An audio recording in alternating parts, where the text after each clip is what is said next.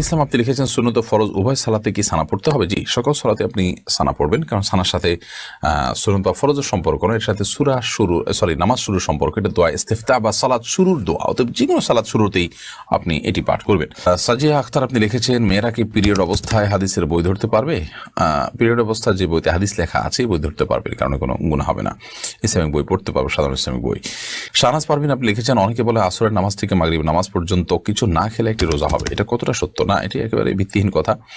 আসর থেকে মাগরিব পর্যন্ত কিছু না খেলে রোজা হয়ে যাবে, এরকম কোনো কথা কোনো হাদিসে কোথাও বলা হয়নি, এবং এই টাইমটা না খেয়ে থাকার কোনো বিশেষ ফজিলত বা মর্যাদাও কোনো হাদিসে কোথাও উল্লেখ হয়নি। বিধায় আমরা এই ধরনের কথা বলা থেকে বিরত থাকবো, কারণ মন গড়া কোনো কথা দিনের নামে বললে সেটি কিন্তু জাহান্নামে যাওয়ার কারণ হবে না। নবী সাল্লাল্লাহু আলাইহি ওয়াসাল্লাম বলেছেন, মান কাযিবা আলাইয়া মুতাআম্মিদান ফালইয়াতাবাওয়া মাকআদাহু মিনান নার।